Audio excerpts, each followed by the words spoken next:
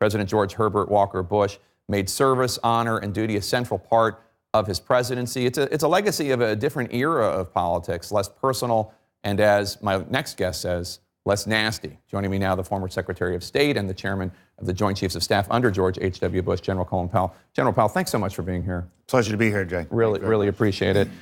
You were chairman of the Joint Chiefs under President George H.W. Bush, breakup of the Soviet Union, invasion of Panama, war in Iraq.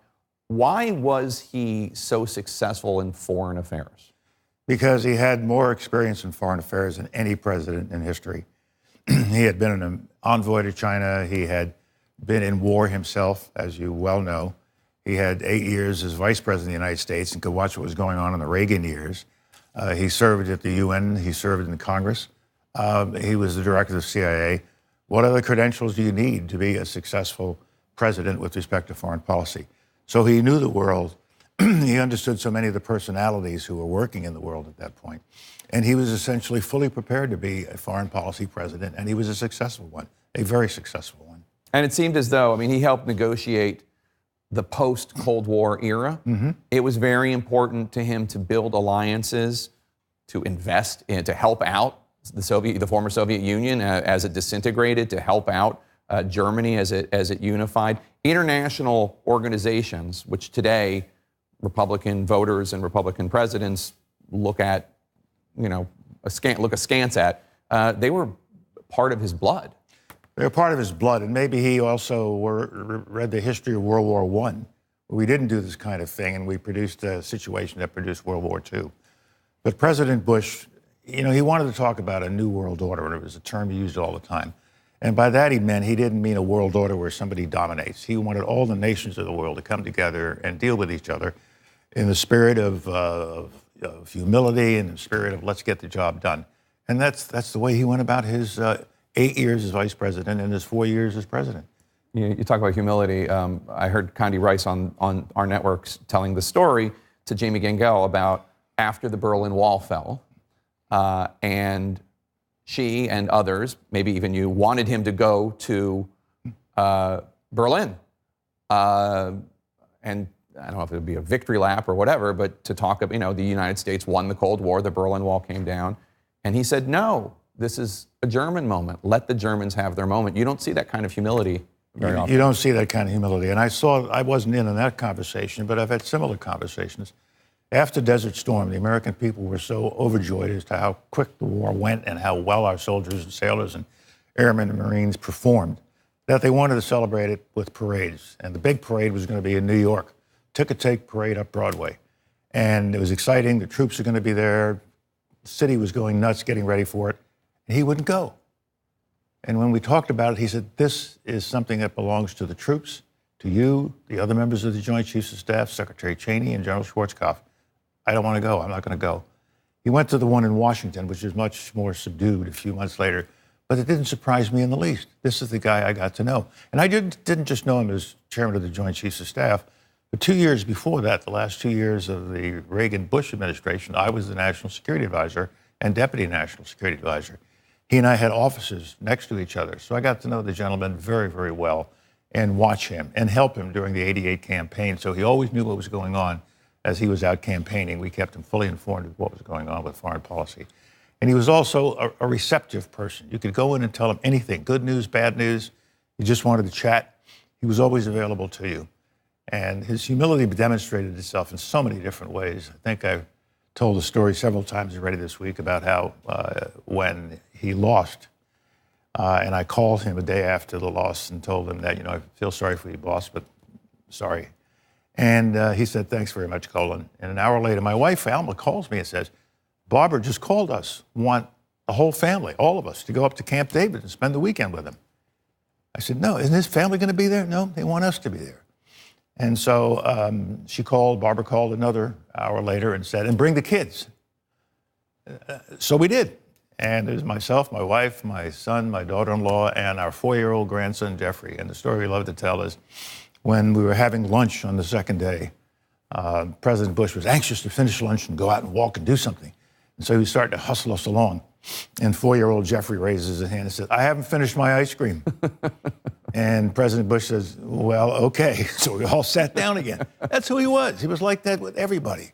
That humility, that humbleness, that don't take myself so seriously. I am the president, but I'm just one person. And I'm privileged to be in this position and privileged to be able to serve the American people and serve the cause of peace and justice around the world.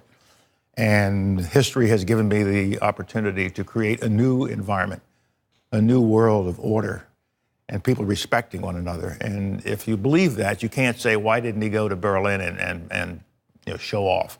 Or why didn't he beat up the Russians? He didn't.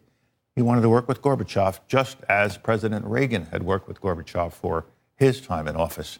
And as a result, we left a situation that was very, very good. Now, there are a lot of people now saying, well, we got to get out of this treaty, we got to get out of that treaty.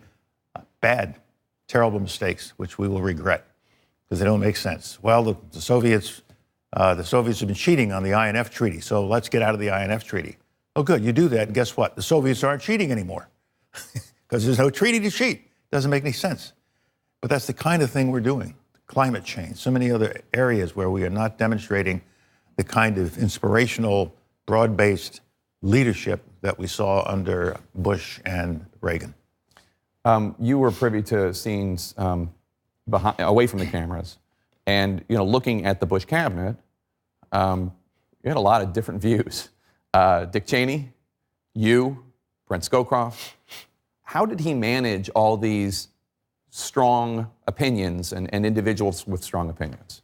One of the things that helped is that each of us in that gang of eight, or group of eight as we called ourselves, we'd all work with each other in some other capacity.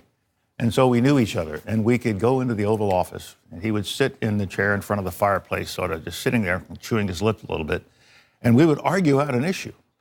And we were all friends, but this was business, not friendship. So it wasn't unusual for Brent Scowcroft, National Security Advisor, to look across at me, at the chairman, and say, what are you talking about? You don't know what you're talking about, Powell. And I would shoot right back at him, and the president would just watch all of this.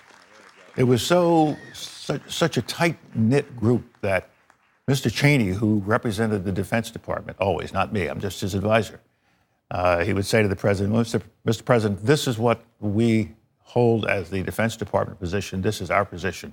But Colin doesn't agree with everything. Colin, tell the president what you don't like. And I would. You don't see that in many organizations these days, where you are free to speak. And Bush would just sit there listening, and he'd enjoy the dialogue. He wouldn't say anything. And then he'd ask some questions.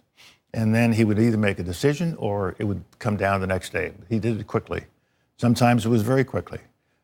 The night that we lost a soldier in Panama, Noriega's thugs killed this officer and was abusing some of our families. And that was we had had enough of Noriega.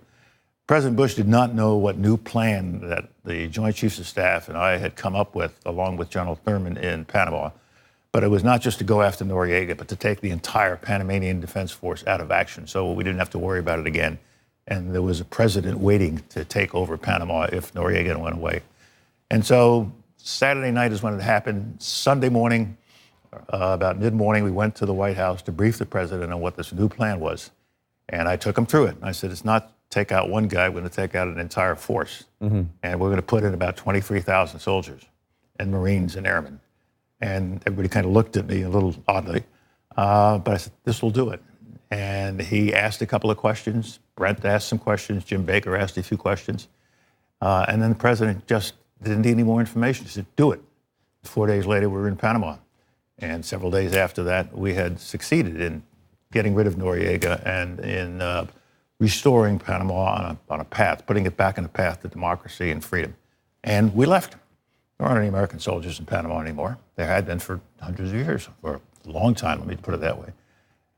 And that's what he wanted to do. And that's what we also did in Desert Storm. He defined the mission. There was no open-endedness to it. It was a defined mission, and everybody could support it. Almost every nation in the world supported that. We had a UN resolution supporting it. We had Congress supporting it.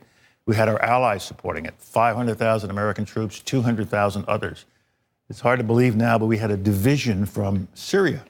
We had a division from Egypt that were under Schwarzkopf's command. Yeah. And the only constraint on them, they would go into Kuwait to kick out the Iraqis, but they wouldn't go into Iraq. Fine, we can arrange that.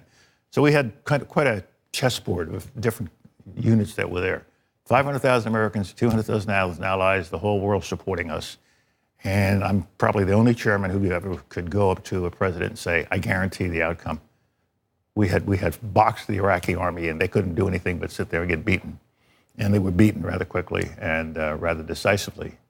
People have argued, why'd you go to Baghdad? We were never going to Baghdad. The president did not want to become the occupier of Iraq. Mm-hmm. He wanted to do what had to be done, kick the Iraqi army out of Kuwait, bring the government of Kuwait back, and make sure they're secure. And that's what we did. General Colin Powell, our deepest condolences on the loss of your friend. Thank you so much for taking some time today. Thank you so much, Jake. He meant a lot to me. He was not just my boss, my friend.